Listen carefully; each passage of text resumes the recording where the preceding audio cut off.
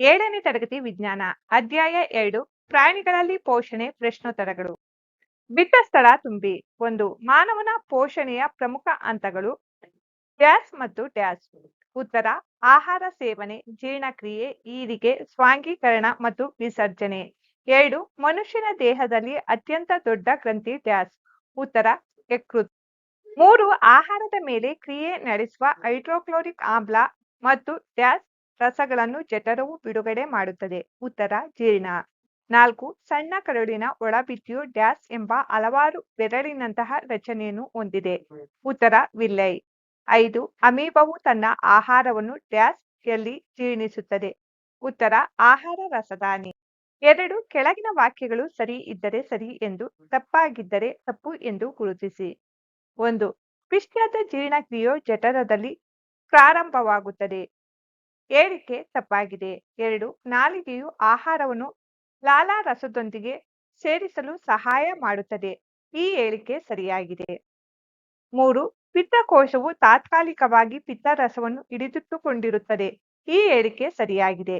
4. ಮೆಲುಕು ಹಾಕುವ ಪ್ರಾಣಿಗಳು ನುಂಗಿರುವ ಹುಲ್ಲನ್ನು ಬಾಯಿಗೆ ಪುನಃ ತೆಗೆದುಕೊಳ್ಳುತ್ತವೆ ಮತ್ತು ಅದನ್ನು ಸ್ವಲ್ಪ ಸಮಯದವರೆಗೆ ಜಿಗಿಯುತ್ತವೆ.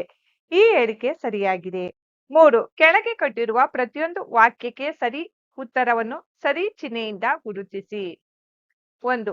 ಕೊಬ್ಬು ಸಂಪೂರ್ಣವಾಗಿ ಇಲ್ಲಿ ಜೀರ್ಣಗೊಳ್ಳುತ್ತದೆ. ಸರಿ ಉತ್ತರ: ಸಣ್ಣ ಕರುಳು. 2. ಜೀರ್ಣಗೊಳ್ಳದ ಆಹಾರದಿಂದ ನೀರು ಮುಖ್ಯವಾಗಿ ಇಲ್ಲಿ ಹೀರಲ್ಪಡುತ್ತದೆ. ಸರಿಯಾದ ಉತ್ತರ: ದೊಡ್ಡ ಕರುಳು. 4. ಕಾಲಂ 1ರಲ್ಲಿ ಕೊಟ್ಟಿರುವ ಅಂಶಗಳನ್ನು ಕಾಲಂ 2ರಲ್ಲಿ ಕೊಟ್ಟಿರುವ ಸೂಕ್ತ ಅಂಶಗಳೊಂದಿಗೆ ಹೊಂದಿಸಿ ಬರೆಯಲಾಗಿದೆ. ಆಹಾರದ ಘಟಕಗಳು: ಜೀರ್ಣಕ್ರಿಯಾ ಉತ್ಪನ್ನಗಳು, ಕಾರ್ಬೋಹೈಡ್ರೇಟ್ಗಳು, ಸಕ್ಕರೆ, ಪ್ರೋಟೀನ್ಗಳು, ಅಮೈನೋ ಆಮ್ಲಗಳು, ಕೊಬ್ಬು, ಕೊಬ್ಬಿನ ಆಮ್ಲ ಮತ್ತು ಗ್ಲಿಸರಾಲ್. ಪ್ರಶ್ನೆ 5. ವಿಲ್ಲೆಗಳೆಂದರೇನು? ಅವುಗಳು ಎಲ್ಲಿವೆ ಮತ್ತು ಅವುಗಳ ಕಾರ್ಯವೇನು? ಉತ್ತರ: ಸಣ್ಣ ಕರುಳಿನ ಒಳಭಿತ್ತಿ ಸಾವಿರಾರು ಬೇಲಿನಾಕಾರದ ರಚನೆಯನ್ನು ಹೊಂದಿದೆ. ಇವುಗಳಿಗೆ ವಿಲ್ಲೆ ಎನ್ನುವರು. ಸಣ್ಣ ಕರುಳಿನ ಒಳಗೋಡೆಯಲ್ಲಿ ವಿಲ್ಲೆ ಎಂಬ ಸಾವಿರಾರು ಬೇಲಿನಂಥ ರಚನೆಗಳಿವೆ. ವಿಲ್ಲೆಗಳು ಜೀರ್ಣವಾದ ಆಹಾರವನ್ನು ಹೀರಿಕೊಳ್ಳುತ್ತವೆ. ಇವು ಮೇಲ್ಮೈ ವಿಸ್ತೀರ್ಣವನ್ನು ಹೆಚ್ಚಿಸುತ್ತದೆ. ಪ್ರಶ್ನೆ 6. ಪಿತ್ತರಸವು ಎಲ್ಲಿ ಉತ್ಪತ್ತಿಯಾಗುತ್ತದೆ? ಆಹಾರದ ಯಾವ ಘಟಕವನ್ನು ಜೀರ್ಣಿಸಲು ಅದು ಸಹಾಯ ಮಾಡುತ್ತದೆ? ಉತ್ತರ: ಪಿತ್ತರಸವು ಯಕೃತ್ ಎಂಬ ಗ್ರಂಥಿಯಲ್ಲಿ ಉತ್ಪತ್ತಿಯಾಗುತ್ತದೆ. ಈ ರಸವು ಆಹಾರದಲ್ಲಿನ ಕೊಬ್ಬಿನ ಅಂಶವನ್ನು ಜೀರ್ಣಿಸಲು ಸಹಾಯ ಮಾಡುತ್ತದೆ. ಪ್ರಶ್ನೆ 7. ಮನುಷ್ಯರಿಂದ ಜೀರ್ಣಿಸಲು ಆಗದ ಆದರೆ ಮೆಲುಕು ಹಾಕುವ ಪ್ರಾಣಿಗಳಿಂದ ಜೀರ್ಣಿಸಲಾಗುವ ಕಾರ್ಬೋಹೈಡ್ರೇಟ್ನ ವಿಧವನ್ನು ಹೆಸರಿಸಿ. ಇದಕ್ಕೆ ಕಾರಣವೇನೆಂಬುದನ್ನು ತಿಳಿಸಿ. ಉತ್ತರ: ಮನುಷ್ಯರಿಂದ ಜೀರ್ಣಿಸಲು ಆಗದ ಆದರೆ ಮೆಲುಕು ಹಾಕುವ ಪ್ರಾಣಿಗಳಿಂದ ಜೀರ್ಣಿಸಲಾಗುವ ಕಾರ್ಬೋಹೈಡ್ರೇಟ್ನ ವಿಧವು ಸೆಲ್ಯುಲೋಸ್. ಕಾರ್ಬೋಹೈಡ್ರೇಟ್ ಅನ್ನು ಮೆಲುಕು ಹಾಕುವ ಪ್ರಾಣಿಗಳು ಜೀರ್ಣಿಸಿಕೊಳ್ಳುತ್ತವೆ. ಇವುಗಳಲ್ಲಿ ದೊಡ್ಡ ಕರುಳು ಮತ್ತು ಸಣ್ಣ ಕರುಳಿನ ನಡುವೆ ಚೀಲದ ಆಕಾರದಲ್ಲಿ ಅವು ರಚನೆಯನ್ನು ಹೊಂದಿವೆ. ರೂಮನ್ಗಳಲ್ಲಿರುವ ಕೆಲವು ಬ್ಯಾಕ್ಟೀರಿಯಾಗಳು ಸೆಲ್ಯುಲೋಸ್ ಬಳಕೆಯಿಂದ ಜೀರ್ಣವಾಗುವ ಆಹಾರವನ್ನು ಪಡೆಯುತ್ತವೆ. ಅದು ಮಾನವನ ದೇಹದಲ್ಲಿ ಕಂಡುಬರುವುದಿಲ್ಲ.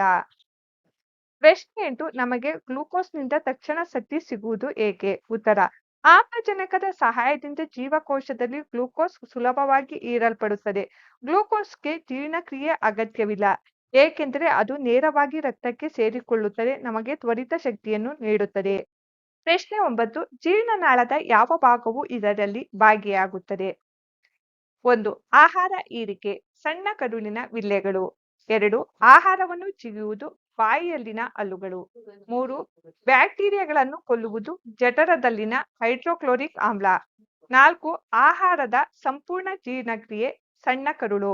5. ಮಲ ಉತ್ಪತ್ತಿ, ದೊಡ್ಡ ಕರುಳು. ಪ್ರಶ್ನೆ 10. ಪೋಷಣೆಯಲ್ಲಿ ಮನುಷ್ಯ ಹಾಗೂ ಅಮೀಬಕ್ಕಿರುವ ಒಂದು ಹೋಲಿಕೆ ಮತ್ತು ಒಂದು ವ್ಯತ್ಯಾಸವನ್ನು ಬರೆಯಿರಿ. ಹೋಲಿಕೆ: ಮನುಷ್ಯ ಹಾಗೂ ಅಮೀಬಾ ಎರಡು ಜೀವಿಗಳು ಆಹಾರವನ್ನು ನುಂಗುತ್ತವೆ.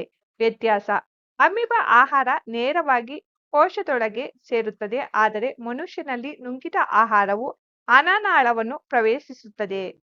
11. ಕಾಲಂ 1ರಲ್ಲಿರುವ ಅಂಶಗಳನ್ನು ಕಾಲಂ 2ರ ಸೂಕ್ತ ಅಂಶಗಳೊಂದಿಗೆ ಹೊಂದಿಸಿ ಬರೆಯಲಾಗಿದೆ. ಲಾಲಾರಸ ಗ್ರಂಥಿ, ಲಾಲಾರಸ ಸ್ರವಿಕೆ, ಜಠರ ಆಮ್ಲ ಬಿಡುಗಡೆ, ಯಕೃತ್ ಪಿತ್ತರಸ ಸ್ರವಿಕೆ, ಗುದನಾಳ ಮಲ ವಿಸರ್ಜನೆ.